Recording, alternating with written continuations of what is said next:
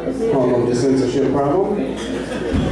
I'd also like to remind you all that we've got $2 domestics is our special tonight. And don't forget, if you drink too much tonight, hit up our sponsor, Oxford Taxi. That's right, Oxford Taxi. That is 701-7310. If you need a ride at the end of the night, make sure you sponsor them like they sponsor us. All right, our next performer tonight, you've seen him on the stage before. He never fails to show a good time. Let's hear it for the lovely and talented Andy Paul, ladies and gentlemen. Andy Paul. He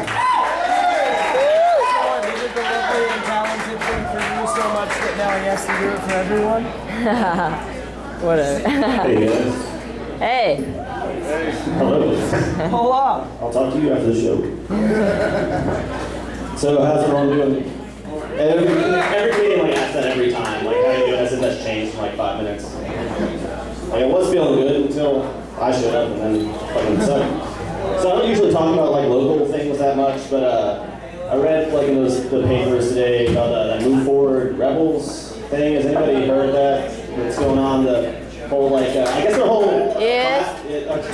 One person. Great, people laugh at my jokes. But the whole complaint seems to be Ole Miss just seems to like suck ass at everything, which I mean, I guess right now, yeah, at least athletically, you could say, yeah, I think it all stems from the whole, Colonel Reb thing. We talked about before whether or not Colonel Reb should go or not, and he's gone. They say he's never coming back. We've got Black Bear now. But for a while, we had that whole thing about Admiral Akbar. You remember that? Apparently you do. Thank God somebody remembers something. So that, at first I was for that. I thought it was like, it's funny, Star Wars. I love Star Wars. I'm looking at every comic books all day. I love Star Wars. But then I started realizing that, you had Colonel Reb, which I can see how some people were offended by. And then you had Admiral Akbar, which you wouldn't boil it down to, kind of looks like a catfish and blackface. I didn't think that was like a really good step up. Like it's just, I guess we're doing baby steps to being not offensive. I mean, we'll try. But now we have the Black Bear, which I don't know. How do people feel about the Black Bear? I guess I'm kind of curious about that. Fuck it, fuck that animal. Literally, fuck that bear. Fuck that bear in the ass. In the ass. Yeah. Okay. I was joking, but I can see the criticism for it, but I can also see how some people would wonder about Colonel Reb, because Colonel Reb's supposed to be this Southern gentleman with the cane and the hat and the nice Southern drawl and whatever else is quaint these days. But I guess they say he's like a Southern gentleman, but when you look at it, I mean, I guess is the idea that he was so nice that people traveled thousands of miles from other continents to come and just work his land for free, and here you go, this is on the house. Was that just? I mean, we're just kind of glossing over this little thing that I thought of, but no one seems to address it, and I thought it would, and apparently no one else wants to address it either from the Congress line. So we'll leave that be. Sorry on this.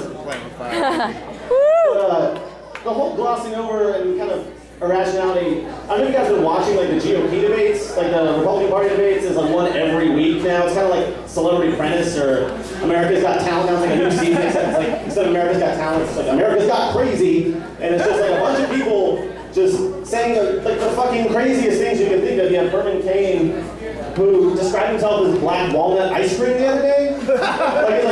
I may be flavor of the week, but I'm black walnut and I'm delicious, and no one really knew what to do with that. All right, Herman Cain, I'll be sure to link you twice to make sure. I don't fucking know. And then, but we had, recently, somebody brought up the idea of gays in the military. We had a man before from Memphis serving obviously, you got way more balls than I ever will, so there's that. And then somebody asked me to go to war, I just cower under my bed and cry and wet my pants. I don't think I could ever fucking do that. But they say these things about gays in the military. They ask just the question was how do you feel about gays in the military? And people booed from the audience, boo! I don't think people really understood what criticism is. That's just a question. That's not even an answer. And so, how do you feel about ham sandwiches? Boo! I don't have neither here nor there. It's just a question. And then, but they So I thought they either A, don't understand what criticism is, or B, they don't get who they're fucking with.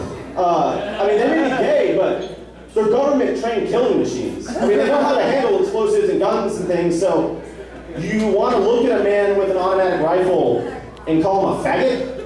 Like, what's the, I mean, you're digging your own grave there, I guess. I mean, you might, but know what you're getting into with that. But then the other idea I thought of, which I mean, I guess they just don't like gay people who volunteer to protect them, like people who want to kill them. Like, it doesn't, to me, it's like having like your house is on fire, and you have a firefighter come in and you choke on smoke, and you're about to pass out. He brings you out, and he starts giving you mouth to mouth, and you find out he's gay, and you're like, put me back in that fire, and you hold on, like, don't save me. Like, I don't want to catch the game. Like, I don't really get what they're trying to go for with that. But I mean, I guess it's like having, you know, also like, you know, a cab driver is driving somewhere, you find he's gay, I'll just get off here 16 blocks away, and just you keep my change and everything, just don't run me over with your gay car. I don't know. But, so, I mentioned this before, too. I've tried this out before. We'll see if it'll work here. I don't know if you can tell by the nose and the hair and the neurotic behavior. He's Jewish. And this, yeah, Jewish. Oh, good. I thought this was Oxford. I've been mentioning Colonel Wren might be racist and gay people, and now I'm Jewish. I thought I was getting like the triple header, and I was just gonna see you outside of the news, gentlemen. Like, so I'm glad somebody clapped for that. But when I was, I'm from a small town. I was the only Jewish kid in my high school, and some people would say things like, Judaism, you're Jewish. That's like Christianity without Jesus, right? And I used to explain it to them, like, no, there's the whole thing about Messiah and, you know, sin and things, and they would just like cock their head like, so, no Jesus, right? And I, yes, no Jesus, just Christianity without Jesus. We have Christmas trees, you just don't talk what's about, there's just a big tree in the living room. But don't ask questions, take your presents. But there's a family I knew who, their grandfather survived Auschwitz. Like, he went through Auschwitz, went through all these terrible things, and lived through it. Like, somehow was like, fuck you Germans, you know, you're not gonna get me, and made it. Came back, started a family, got a huge family, everybody loved him. He started saying, he used to be things like, this was when George Bush was president, he would say things like, you know, George Bush, I remember when we were in Germany, and, you know, this kind of like when Hitler came to power. And everyone was like, I kind of don't think that's how it is, but you were in Auschwitz, so yeah, it's like Hitler, I don't know. Like, okay, you know, you can say whatever you want, Auschwitz survivor. But then I always thought about how much it would suck to be his son. Because you can't complain about anything, like nothing. There's, you know, it's too cold in his house, Dad. And he's like, well, you know where it was cold? Auschwitz was cold. They didn't really have like a thermostat. They didn't have like coats or blankets, or they kind of liked it to be cold for us. So go fuck yourself, son. That's, you know, whatever. Or like, you know, Dad, I don't want to eat these vegetables. I was like, son. He was like, son. First of all, you're really articulate third grader apparently. You eat vegetables. We didn't really have a choice of vegetables. We had like hot soup with tum in it. Like they just didn't know soup. Like it's just they hated us. So eat your vegetables and go fuck yourself again, son. Like, Dad, why do you keep saying go fuck yourself? Like, well, you're not in Auschwitz. So, and I had a joke. I used to close this joke with, Dad, I don't want to take a shower. But that didn't happen when I did it before.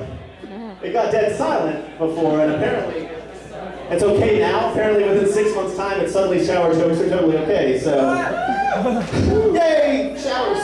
Go fuck you guys. I don't know. So I'll just leave you with, I don't want to take a shower. I'm not going to say anything else. I think you can work out the rest of that joke. And I'm going to be feeling really bad about the things I said about my whole people after this. So if you want to buy me a drink after this, Shabbat Shalom.